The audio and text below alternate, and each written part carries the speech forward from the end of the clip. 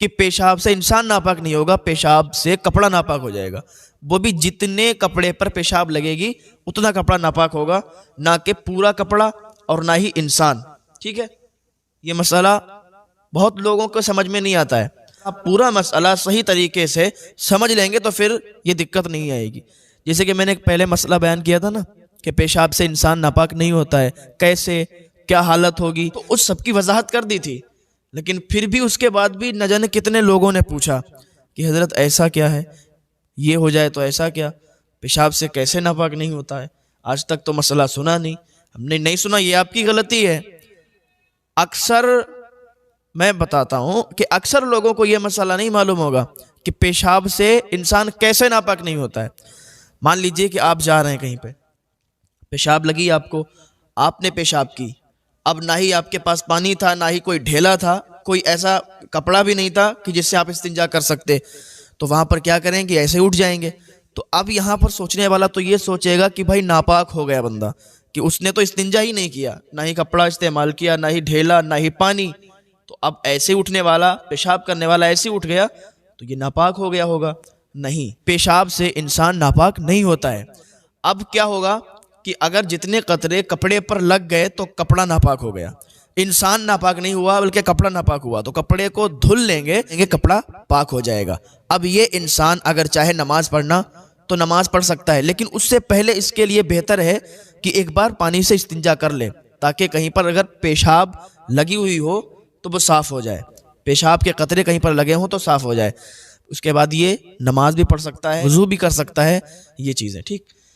دوسری چیز، اگر انسان کے پاس پانی بھی تھا، ڈھیلا بھی تھا، اور اس نے پیشاب کی لیکن پھر بھی اٹھ گیا، نہ استنجا پانی سے کیا، نہ ڈھیلے سے، نہ کپڑے سے، پھر بھی ناپاک نہیں ہوگا. لیکن ایسا کرنا بہتر نہیں ہے. اگر اس سے احتلام وغیرہ ہو جائے یا شادی شدہ ہے، جمع وغیرہ ہو، تب انسان ناپاک ہوتا ہے. کہ پیشاب سے انسان ناپاک نہیں ہوگا، پیشاب سے کپڑا ناپاک ہو جائے گا، وہ بھی جتنے کپڑے پر پیشاب لگے گی اتنا کپڑا ناپاک ہوگا، نہ کہ پورا کپڑا اور نہ ہی انسان. ٹھیک ہے، یہ مسئلہ بہت لوگوں کو سمجھ میں نہیں آتا ہے. ایک مسئلہ یہ ہے کہ اگر پیشاب جہاں پر لگی ہے اتنا حصہ دھلے گا یا پورا.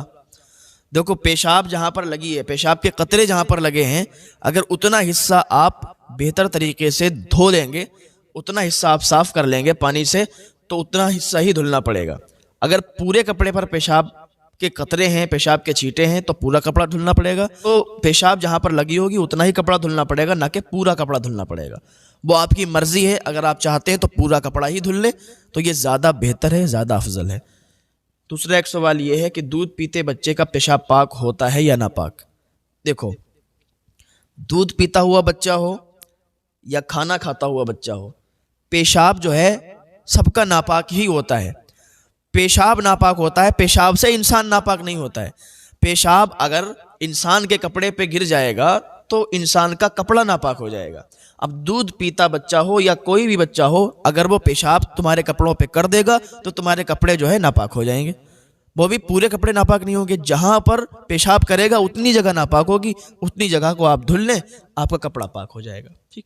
ایک سوال یہ ہے کہ اگر نماز پڑھتے وقت انگوٹھا ادھر ادھر ہٹ جائے. ہاں، یہ ایک جو مسئلہ آتا ہے کہ انسان نماز پڑھ رہا ہے، نماز پڑھتے ٹائم بہت سے لوگ کہتے ہیں کہ انگوٹھا جم جانا چاہیے، پیر کا انگوٹھا جم جانا چاہیے، اگر ادھر ادھر ہٹا تو نماز ٹوٹ جائے گی. ایسا کہنا جہالت ہے، اور شریعت میں ایسا کچھ نہیں ہے کہ انگوٹھا جما کے آپ نماز پڑھیں. بھائی دیکھو، آپ نماز پڑھنے کے لیے کھڑے ہوئے، آپ کے انگوٹھے جمے ہوئے ہیں، اب آپ نے رکوع کیا، سجدہ کیا، تو سجدے کی حالت میں گئے اور پھر اٹھے تو ظاہر سی بات ہے کہ انگوٹھا ادھر ادھر ہٹ بھی جائے گا.